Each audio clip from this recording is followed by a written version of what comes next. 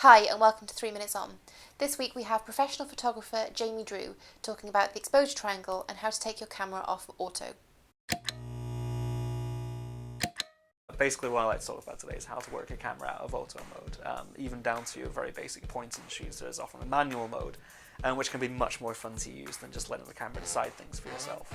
So the way your camera works is basically you open up the shutter for a certain amount of time, and during that time your camera sensor, if you're on a digital thing, or the film is exposed. That is basically just it's collecting light at that point. You can overexpose something, meaning it's too bright, or you can underexpose something, meaning it's a bit too dark, or you can make it look good. Shutter speed is a measure of how long shutters open for, and measured in fractions of a second. So quite a long shutter speed would be something like 1/8, which is 1/8 of a second, versus something quite fast, which is 1/200, a 200th of a second, like that.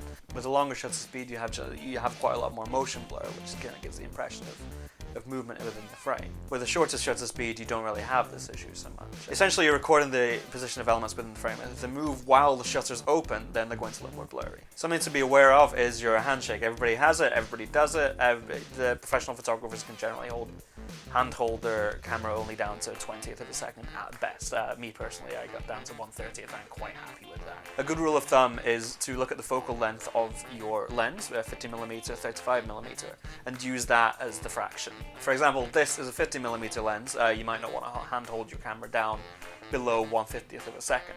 Anything below that, get a tripod and you'll be okay. The next thing to be aware of is your aperture setting, which is usually the A on your dial on your camera. Your aperture is the opening in the lens through which light travels through to the sensor. You can have like a wide or a very narrow one. A wide aperture generally it lets more light in, but it generally comes with a shallower depth of field. So if you had a very shallow depth of field here, I would be very much in focus, but everything just behind me would not. At a narrower aperture, more things within the frame are in focus, from foreground to the background. A very wide aperture, it would be something like f2.8, and a very narrow one would be something like f22. Basically, the higher the number, the narrower the aperture. The final part of the equation is your ISO, which is how sensitive your sensor or your film stock is to light. The higher the number, the more sensitive it is. Unfortunately, because it works on electrical signals, noise is your trade-off here. If you have a higher ISO, you're going to get more noise in the image because of random fluctuations. Noise here refers to what used to be grain in the film, and now refers to just kind of random colors and just little spots of dark or light. All these things come together to form the exposure triangle, which is just a good way of thinking about how you want to expose your image. Do you want a higher shutter speed? You might need to crank up the ISO or make a wider aperture. It's all about sacrifices, and it's all to you of how you want to do that.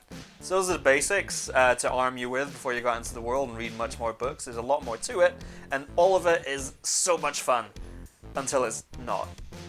Thanks, Jamie.